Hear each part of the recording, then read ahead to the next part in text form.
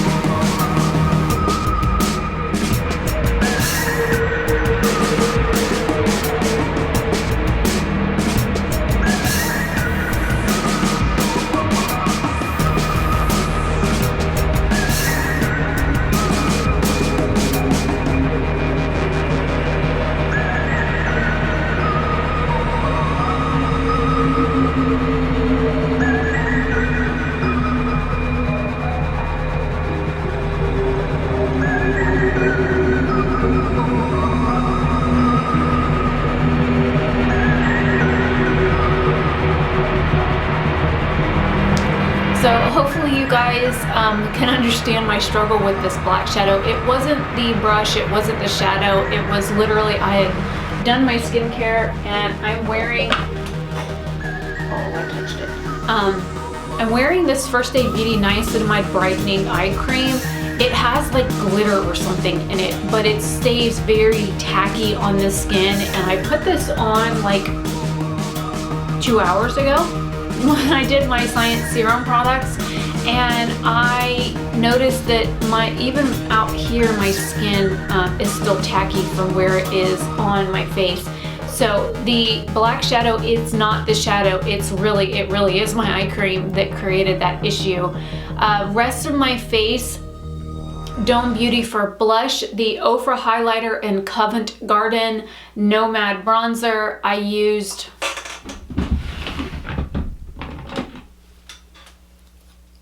this Mally tinted lip I had on like after I did my skincare, and then I just touched it up in the center with the L'Oreal Color Reshine and Glossy, and there's there again, Glossy Garnet. Mascara is a Benefit One, brows is e.l.f. and CoverGirl, and the liner is from Ciate. So that's everything on my face. Let me know what you guys think about either of these two looks down below. And we've only got about 10 palettes to go. So yeah, they're all sitting on the counter. I need to go through my list and make sure that I see one on the counter that's pulled that I've already done looks with. So I don't know why it's back on the counter. I can't remember why I pulled it, but I need to take it back away so I don't use it again. And then I'm currently working through my stack of to use again. I'm in the middle of doing 4 looks with the Antilles palette. That was the next one that Angel had picked, and then I will slowly work on the other ones, but I figured I would start on like the 4 looks with the multiple, with the 1 palettes, and then I would kind of feed in the May challenge palettes while I'm doing it. I haven't really been recording a whole lot lately. I've been working in the yard with my dad a lot, and recuperating during the day when he's not home, because it's been taking a pretty serious toll on my back. And so yeah, anyways, I will see you guys in another video soon, or tomorrow. I do have a blog post up that has over 50 brands that are black owned makeup brands. I have a few more that I need to add. I totally forgot to put Wicked Cosmetics on there. Don't know why. I talked to the brand owner quite a bit, and I didn't realize she was black. I mean, that stuff doesn't matter to me. So, when I found out she was black, I said, I had no idea. She's like, yeah, it's not like we advertise it, but I was like, doesn't really matter to me either way. I mean, we sit and talk for freaking hours, and it doesn't matter to me what color her skin is, or that she's got a better tan than I do. She's got an amazing artistic vision, and she's really good at making computer graphics. And so one of the two brand owners is Caucasian, one of them is not. I always end up talking to the other one. So yeah, I can't believe I completely forgot to put Wicked Cosmetics on that list, but I need to get that on. And Lavender Beauty, I need to get her added on, as well as a couple of other brands that Dome Beauty posted, like, you know, makeup brands that are not essentially like mainstream, but there's a few that they listed that I didn't know about. So I asked them if I could steal the info, and they're like, sure. So anyways, I will see you guys later. Have a great one. Bye.